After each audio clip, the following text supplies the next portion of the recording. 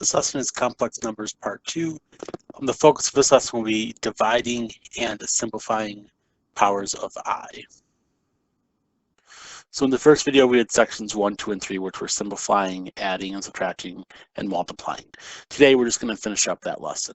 So section 4 is dividing complex numbers.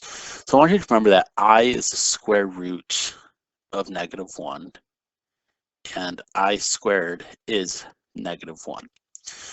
So remember when we worked with square roots, we didn't want square roots in the denominator. Same thing is true for the letter I. Since the I represents the square root of -1, we don't want I in the denominator. So what we're going to do, just like when we work with square roots, we're going to use the conjugate of the denominator to help get our I out of the denominators. So remember, all you do is just change the sign in between the two terms down there. So let's look at an example. Number 9, it says -5 divided by -3 minus 4i. So to get the I out of the denominator, remember we're going to multiply by the conjugate of the denominator. So you just changed the sign that's in between the two terms. So -3 plus 4i divided by -3 plus 4i. So I just changed out that negative to make it positive. So now I'm going to distribute this, just like we did with square roots.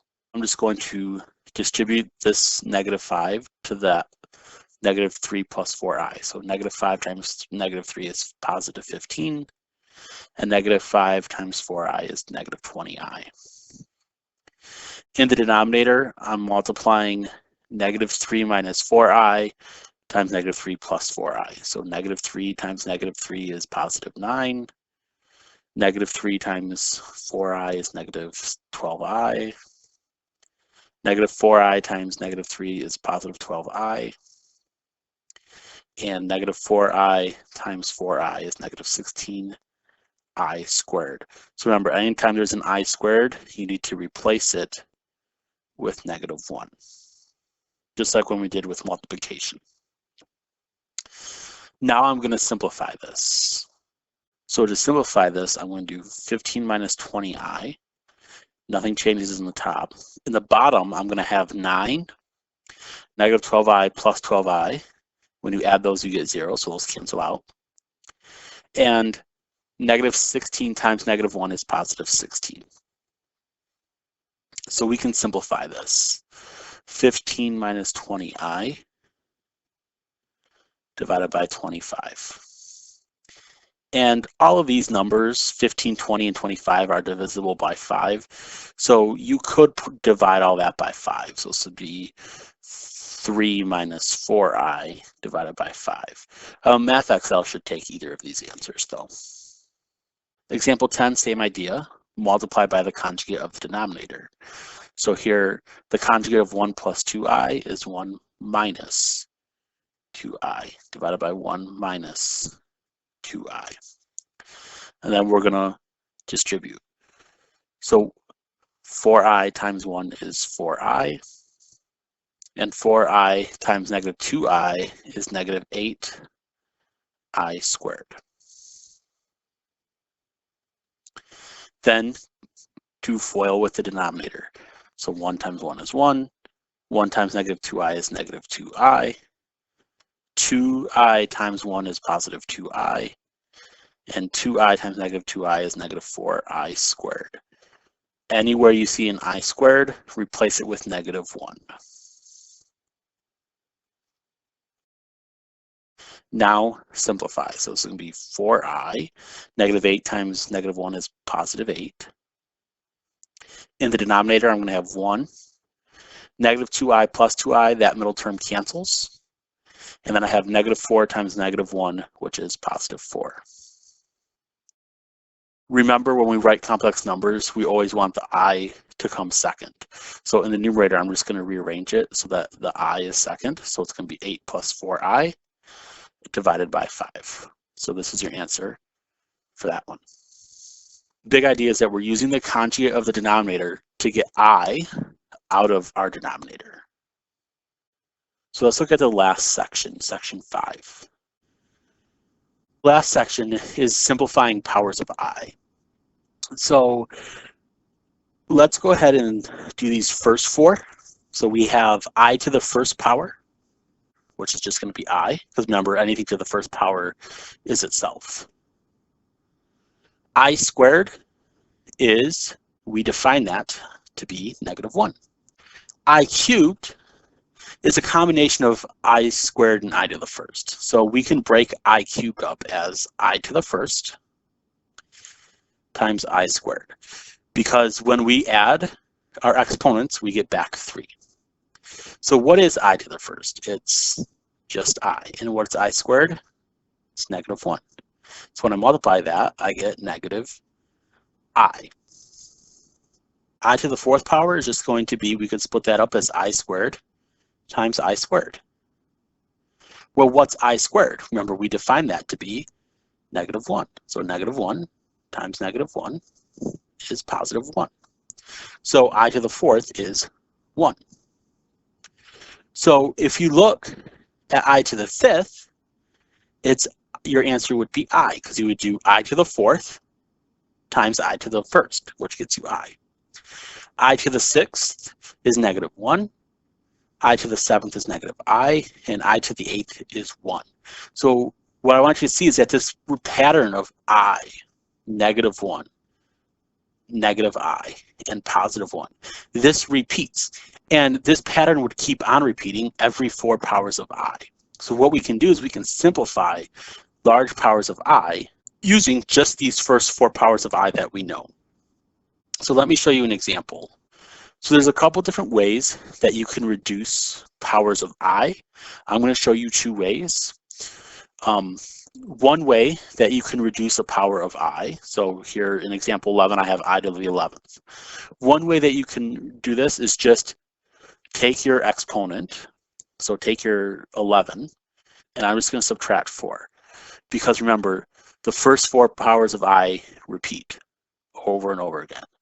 So if I do I to the 11th minus 4, this would be the same as saying I to the 7th. I could subtract 4 from that because I want my power on I to be between 1 and 4. So 7 minus 4 is 3. Well, now I cubed, that's between 1 and 4. So I cubed, we know that that is -I. So my answer here is -I. So you want to just reduce to get your power to be between 1 and 4. So this is one way that you can do it. Number 17, I'll show you a different way. Another way that you can do this is by dividing. So we know that I repeats every 4 powers. So what we can do is we can take our exponent, we can take our power and divide it by 4 because I repeats every 4. Your remainder will be the power on I.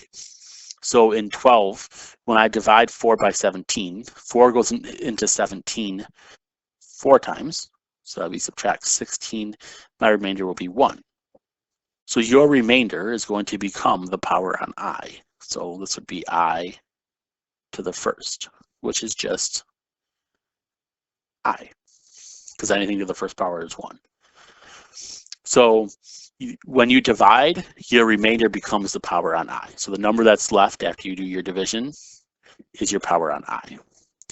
Number 13, when you have a negative exponent, so we'll take I to the -7, and we will add 4 to it because we want it to be between 1 and 4. And it has to be positive. So -7 plus 4 is -3. So this is still negative, so I'm going to do this one more time. So I'm going to add 4 again. So when I add 4 again, I get I to the first, which is just I. So my answer for 13, I to the -7th is I. 14, I to the 101. I'm going to do this by division because this is a very large number. So 101 divided by 4. So 4 doesn't go into 1, but does go into 10 twice. That's 8, 2 times 4. So 10 minus 8 is 2. Bring down the 1. 4 goes into 21 5 times. Subtract 20, because 5 times 4 is 20. My remainder is 1. So my answer for 14, this is going to become the power on I. So it'll be I to the first power, which is just I.